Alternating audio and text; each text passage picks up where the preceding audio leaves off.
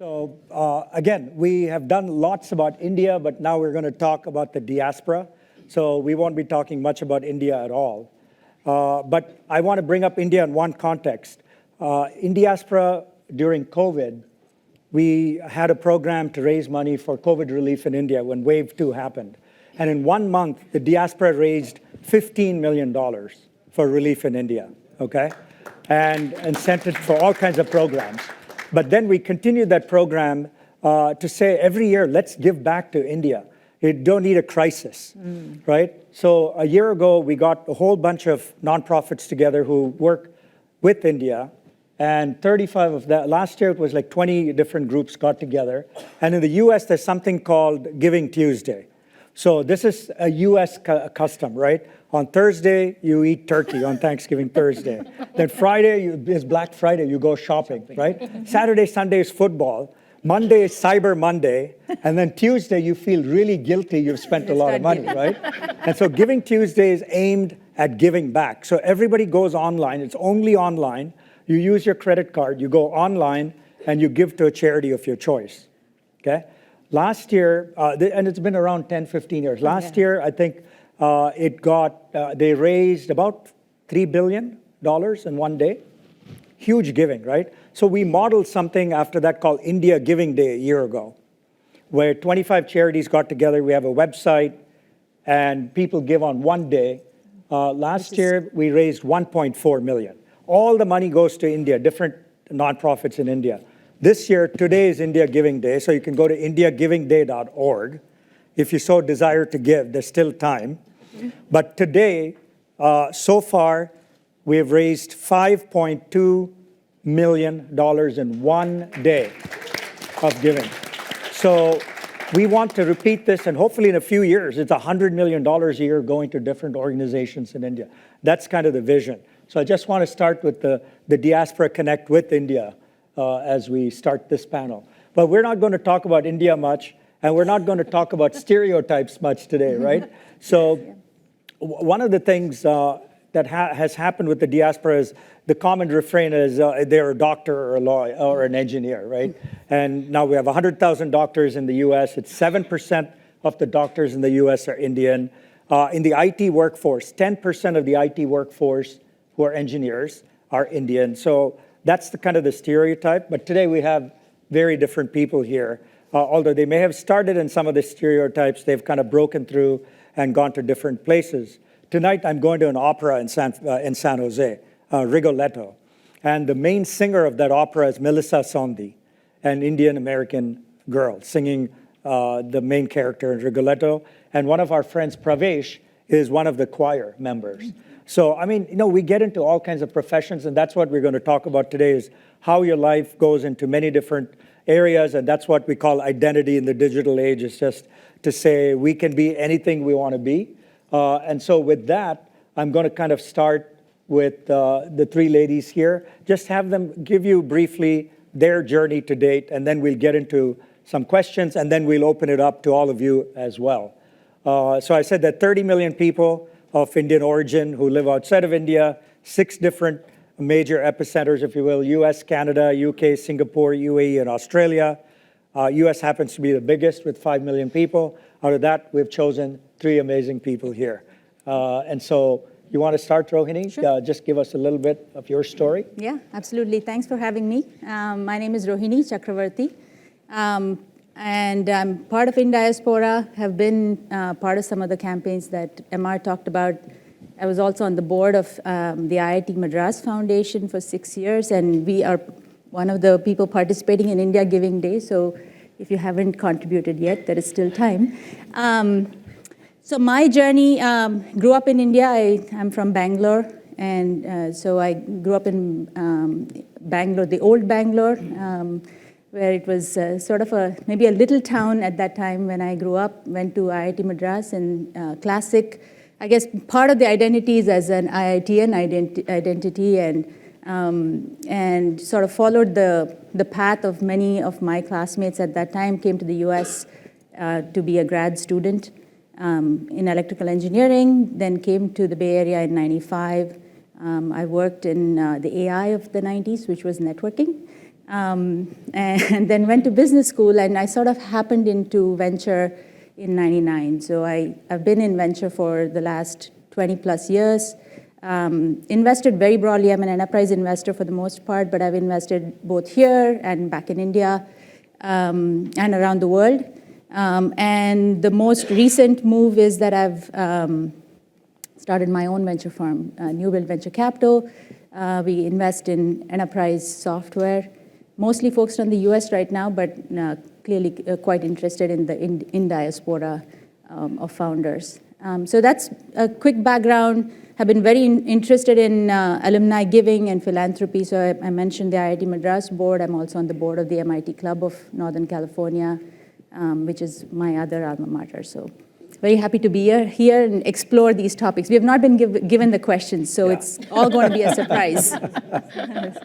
Deepa, go ahead. I guess I'm unusual here. I came as an infant when my parents were graduate students, so I actually have grown up entirely in the US and did all my schooling here, but we were fortunate to go back on almost a yearly basis, and so we've kept the connect.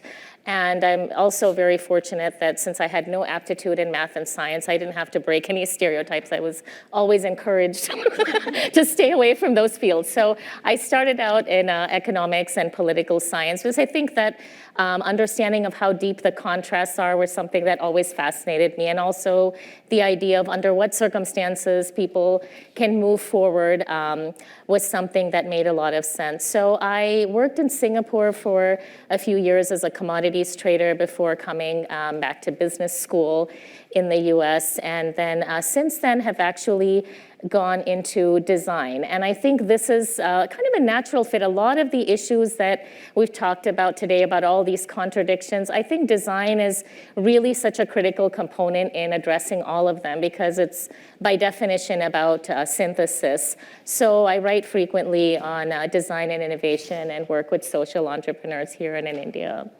Great. Fun fact about Deepa, her father is the late Dr. C.K. Prahalad, who a lot of you know, and he was my mentor as well. Beena? So I grew up in Pune, and my parents are from Kerala, but I grew up in Pune, so typical Indian, speak multiple languages, multiple identities even within India. I actually studied computer science when it was brand new in India. There was engineering, but computer science and software engineering was very new. So I think I was one of the first batches to graduate in computer science, right? And I didn't come here for any kind of career advancement or any of those reasons as for personal reasons. I needed to get out of India for personal reasons, and that was a big reason. I did come here during the time to catch the tailwind of the startup bubble bursting. So, came here as a software engineer, but always anchored on data, analytics, AI, and just I never thought, things we would talk about in theory sitting in Ferguson College in Pune would now actually becoming real. Like even personalized marketing in the early 90s was considered a far-fetched dream, and here we were doing it. So I really dug deep into, or maybe I got lucky that I was anchored in data, and then it, started going into data warehousing and BI, and then came Hadoop and big data and AI. And I didn't do it intentionally, but I was very interested in how data was being used in different companies and different industries. So I've worked in companies ranging right from Bank of America and British Telecom to GE, and then a few startups, which obviously, didn't really succeed as much as I would have liked. But I realized that, I thrive in large organizations. Being more of an entrepreneur, right? Driving change, identifying new business opportunities, completely new revenue lines within large enterprises. So currently I'm at Deloitte. I lead our work on AI growth. And also, as AI started becoming real, and maybe this is where the Indianness comes in, I started thinking about the side effects of that technology, right? And everybody talks about bias, but at that time I was at GE, and I'm like, when you're looking at predicting jet engine failure, nobody cares about bias, but you have to worry about the future, how reliable it's going to be, or how secure it's going to be. So, there are a lot of side effects that come with using this technology, and I started going deep into this area of, trustworthy AI and AI ethics. And the other one I worried about really was, about the lack of diversity in AI. So I started a nonprofit called Humans for AI, which is still very active, and it increases diversity and inclusion in AI by educating non-technologists about AI. The idea is to get them into AI as product managers, project managers, QA, but I think it's important for everybody to be AI literate. I've written a few books, one on trustworthy AI, which is selling like hotcakes right now. It was published in January of 2022, but it didn't become a bestseller till June of 2023. Until ChatGPT came, and then it's getting sold out. So I'm like, it was ahead of its time. And the other one I've written is on which I think its time has not yet here, is on zero latency leadership. It's really about what does leadership look like as we are entering this new age of rapidly emerging technologies. Today, we are dealing with AI, Gen AI, but quantum is around the corner, space tech is around the corner, bioengineering. How do leaders, does the traditional MBA work? Does it, just having an IT or engineering degree work?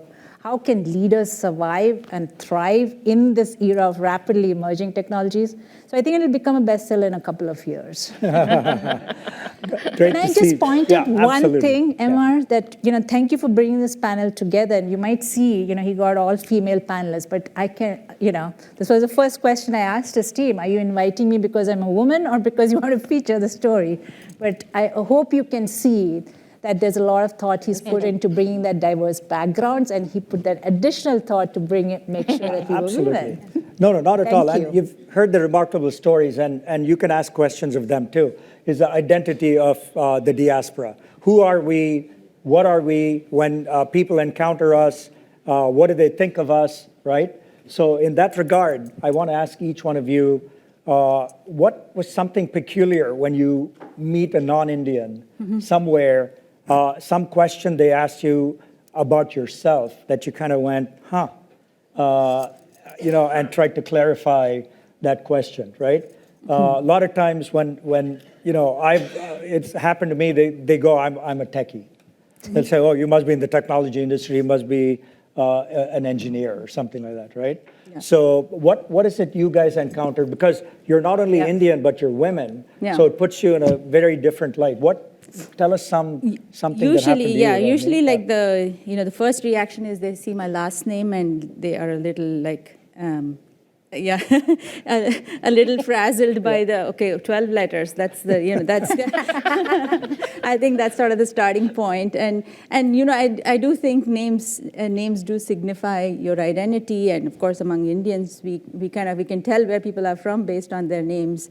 So many times when I encounter Indians, they ask me, are you Bengali Chakravarti or are you, Tamil Chakravarti actually. But yeah, so I think people do kind of try to figure out who you are, where you're from based on your name, and they make those assumptions about that. And interestingly enough, to Beena's comment, most times when they see a woman in the 90s, they didn't assume that I was a technologist. I think over time, I think Indian women have also, there's much more of that assumption about it. But I think that those are probably the first couple of things that people wonder about you. Yeah.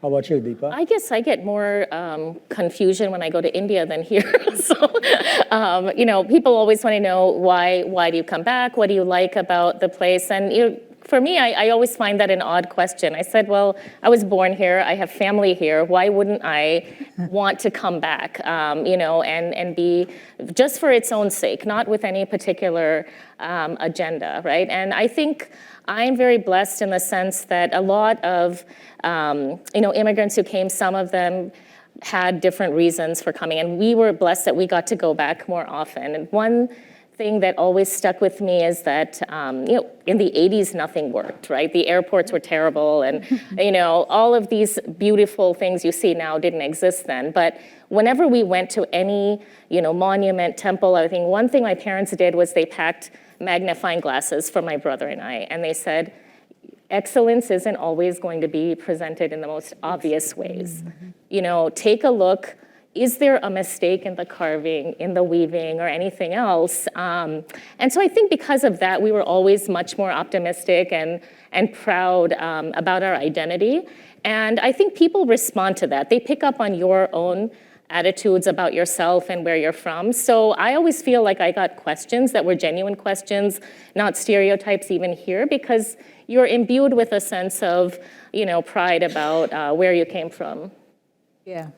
So 2 stories come to mind. One, I had just joined a small bank here called First Republic Bank in their IT department to lead their data team. And I walk into the 5th floor of the office, and it's only white people. I'm the only person of any color, right? It's a bank, for those who don't know, serves highly wealthy clients, right? And there are a lot of actors and singers in the client base. They do banking very differently, very personalized, high touch. And even the IT team was set up that way. And I walk in, and then the new employee, and they gather for lunch. We are in San Francisco, so we will go out for lunch. And I still remember my colleague Matt. So he was kind of the food expert, and he's like, "Oh, I don't know any vegetarian restaurants around here." And I'm like, "Okay, So he said, "You're new here. What food, what kind of food would you like?" And then he goes, "I don't know any vegetarian restaurants." And I said, "Who's vegetarian?" Because I thought one of them is. And I'm not. I actually, so that's the number one thing that always comes up, the assumption that you are a pure vegetarian, whereas India is so diverse, right? And there are so many. So, and I can tell you, by the end of the, in 6 months, he came to me and was asking me for the best burger place to go to. So that is one story that comes to mind, the food one. And then the second one is really, I think being an Indian woman actually has been my secret superpower to succeed in corporate America. Because there's always a bias. Oh, she's not going to be, assertive, or she's not going to speak up if you mansplain or do whatever, right? And it is so fun to prove them wrong. Being nice, being kind, being all Indian about it, and being really nice, but at the same time succeeding very, very well. I think that that their biases actually fuel me and actually help me play the games that you need to play in corporate America to succeed. Yeah. I think that's one, that bias is still very strong. Yeah, if I could add to that, I would say that that's actually probably the most common thing, because when you think about like the external perception of India, and actually it's true to, in the internal perception of India too, is that at a population level, it is a very patriarchal society. There is obviously a big difference in how the two of the many genders, the two genders are treated, and your outcomes are defined quite heavily by the fact whether you're born a man or a woman, a boy or a girl in India. But within that, there are so many contradictions within India. Like, our own experiences are quite unique, right? So many times when people look at us, the perception is about like the population level differences. So they assume, for example, you must be sort of conservative and submissive because you come from what is largely a patriarchal society, which may or may not be true for people like us. We are, ambitious go-getters. And I think that is a very, very common, misperception. I was talking to Marsha yesterday at dinner, and I was telling her sort of in India, there's this feeling of like the future is already here, but it's not evenly distributed. Like, so in my own family, I was not even the first person to go to IIT. Right, so first woman to go to IIT. So, when I went to IIT Madras, we were 10 women in a class of 280. But my aunt she went to IIT Bombay for a master's in 1978. She graduated in 1978. And so within our family, we were sort of, there was already like a little, there was a little bubble where women were achieving and were dreaming big dreams. And that may not be generally true of all of India, but I think that is sort of the general gap we see in interactions. I came here in '82 to Silicon Valley. I was the first Indian in my company. Yeah. Right? There was nobody. It was all 100% white. Yeah. Right? Now you go to any company in Silicon Valley, Yeah. it's a founder is Indian or half the company is Indian, right? It's changed quite dramatically. And there are now 400,000 Indians in Silicon Valley. When I came, there were 10,000 in 1982. In 40 years, we've grown 40 times. Yeah. Okay. Yeah. So that's happened with Indians in general and has given us a certain stereotype. Yeah. But then within that, there's all kinds of nuances, right? Yeah. So any questions for them too, please raise your hand. I don't want to hog the stage, but if there are any questions about identity, gender, how does the diaspora deal with issues of being first generation? And I'm sure some of you have kids as well. How does the second generation work? We can even discuss that. But any questions? I think there's a couple of questions back there. Go ahead. Hi, Amar. Hi, wonderful panelists and experts, and thank you for sharing your comments. Really inspiring and worth listening to. I think my feedback and question would be, so what unique perspectives and values you think each one of you bring, being from an Indian origin or having ties to India, that you think has really added value to the US economy and overall the US-India bridge building landscape. So I really want to hear your values you bring and your perspectives that's, creating and making this world a better place, I'd say.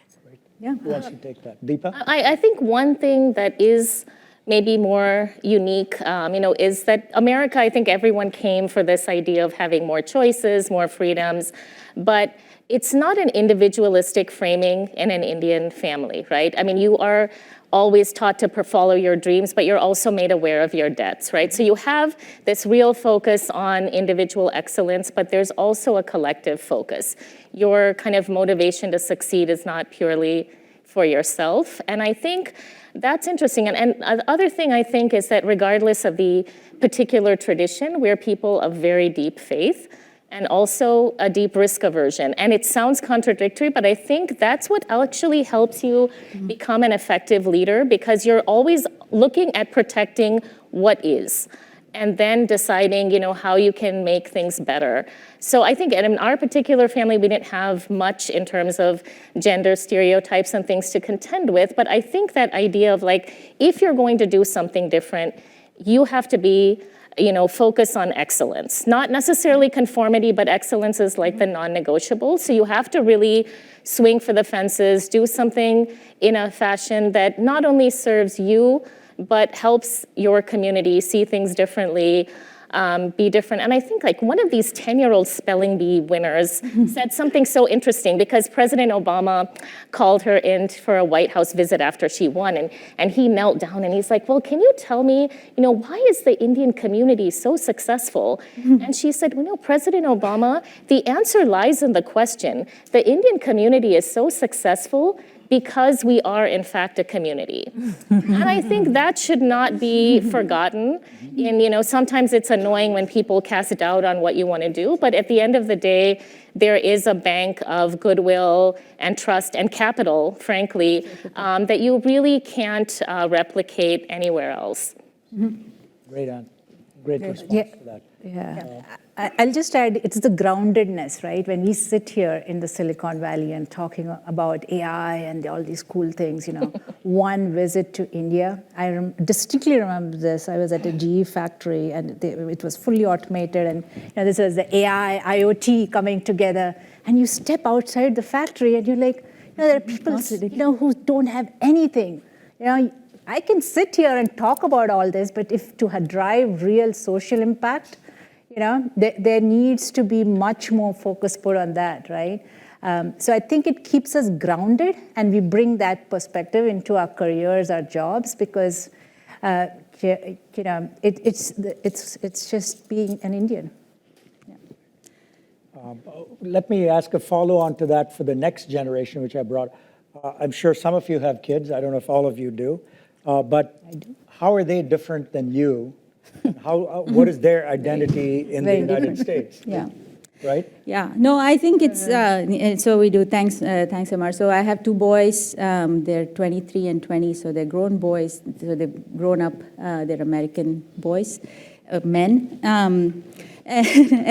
But I think, so clearly they're very, they are different, they're generationally different. I do think that they are closer. It's interesting because of how, and Amitabh yesterday was talking about like the young generation in India too. I feel like our kids, in some ways, the gap between our kids here and the gap in India has gone down. Like the way we were when we were 20 and 23 versus somebody who had grown up in the US, even an Indian American kid who had, there was a huge difference. And I think that the world has sort of come come closer a little bit. In my case, I've been super, so I've gone to India for work and for family. I counted, I've been back to India 66 times over the last 30 years. So I consider myself sort of a, buy local person. So I'm very comfortable in Bangalore. And my kids have gone, pretty much every year they've gone to India. So other than it, so I feel that the fact that we immigrated in the 90s and 2000s, communications has gotten cheaper, like connectivity with airlines. Although we want more non-stops to India from San Francisco. Just putting a plug for that. I think all of those things have actually helped doing that. But to Deepa's point, I think immigrant families and the Indian culture, we do want to be really proactive about providing a set of values for our kids that does pay. It honors our traditions and as well as sort of our value system, and we hope we've succeeded in doing that. I have a 21-year-old and a 17-year-old, and it's so one is a full-blown adult, and I think I think it's the same groundedness I see in them as well, right? As where compared to their white friends or friends who grew up here with from other cultures, right? I think there is that level of awareness of the societal impact, being able to do the broader good, being able to approach, look at it from different angles, whereas just from, purely a business perspective, purely from a career perspective, right? I see in them that natural curiosity just because of the visits to India, perhaps, right? Or, knowing that there is, something like AI. My son is studying data science, and, he knows something like large language models. There is a huge opportunity in India with, the multiple of languages. And he also knows that if we don't focus, there are languages that can completely get lost or get left behind. And that just comes from him. And, that awareness, that groundedness, I think is a big factor of the background he has. I could add to that too. I mean, my son just started college, but in high school, they actually had a project where they were assigned to work with an NGO and help, this carpenter who in Panama to rebuild his business after he had all his equipment stolen. And all of the classmates in high school were like, okay, we're going to make him an Instagram page. And my son Arjun talked to him and said, wait a minute. He actually has work. He has a good reputation. So he actually said, what is your cost on all of these different items, and what does it take to send your kid to private schools? So he made him a very simple spreadsheet that he could adjust himself and said, you don't actually have to take a loan. You could sustain your business if you allocated what you're spending very differently. And so during the and that he wasn't assigned as the leader of the team, but he kind of took on that role as the project progressed. And I think exactly what you're saying, Beena, is that idea of reality is different, and that, even if life isn't always fair, like organizations and individuals can still act to make it more so. I think that's hopefully the benefit of exposure. But I also think that there's just this pure joy and excitement because you're able to connect so much more easily. They can run out and have the same music as their contemporaries, and those connections are things that did not exist when we went back when we were younger. Oh, but raising them is so tough. It challenges every belief that you have. Absolutely. Question there, we have Amit, 2 more questions, if that's okay, one there and one there. Okay, and so let's take both questions and then answer them together. Yep. So please, keep it quick. brief. Yeah. Thank you. Great panel. In 1993, when I came here in '89, I designed a course called The New Americans that I taught for a decade in Oregon. And really quickly, I think a lot of people don't realize that in 1965, there was a new law that happened in America that made it possible for Asians to enter. So I would teach the whole history, immigration history, and then the social history of the New Americans. Really quick, as a New American, straddling these incredible 2 civilizations, I wonder if you could provide a one word to this next generation that is a nexus of your struggles and your aspirations together in that one word for this next generation. Hold that thought, and we'll, if you don't mind shouting out your question there, we'll answer that. I am our great panel. My name is Piyush Malik, and question to the esteemed panelists is, back in India, we used to think about engineering and medicine as the professions our parents would drive towards. Now I see a lot of venture capitalists as well. After the Silicon Valley debacle, what's the thinking of parents today, and are parents guiding their kids towards venture capital? Let's answer that question first, and then we'll come to the one word after. Okay, so my 21-year-old is traditional Indian path, data science, the whole science and math path, right? The younger one is quite the challenge. He is more into, he likes to draw and paint. And now I remember if I did that when I was young, my parents would be like, forget it, right? You need to go down, one of these to thrive. But, but he has the whole world open. Like if he wants to study art, great. He's more worried about, is AI going to, will there even be human art needed in the future? Or is AI going to do it, right? So the concerns are different, but the avenues are all open, whether he does art or he studies psychology or history or completely new fields are evolving. I think the opportunities are huge. The challenges as parents, we may not be as equipped because I grew up in a generation where engineering or science were the only paths that were highly recommended, right? And I am from that background, so I'm really struggling on how do I help him choose one of these multiple options he has. Especially since Jensen 5 years back made a comment, coding will be dead in 5 years. I doubt it. I doubt it. I doubt it. Yeah. Go ahead, yeah. I know. So I think maybe I'll answer the one-word question. I would say it's opportunity. I think it is like that is the mindset, and I feel like that is true for both India and the U.S. And I would say, Piyush, the attractiveness and broadening out from venture capital to entrepreneurship in general. Like I think the attractiveness of entrepreneurship and the belief that this is the innovation engine and this is the way you kind of manifest both kind of your potential as well as your desire to make the world a better place or do something good for society or to really achieve. I think that is very well established, and we are certainly going through a winter in terms of venture funding and so on, but the innovation rails are totally intact, and I think it's a very attractive career for this next generation. You don't mind 2 one-words, and then we'll close out. Choice. Okay. Opportunity, choice, and Connection. I think that's where the kind of, I'm always asked, why do Indian ventures and all succeed? And I said, we get 20 years of extra support that nobody else gets, right?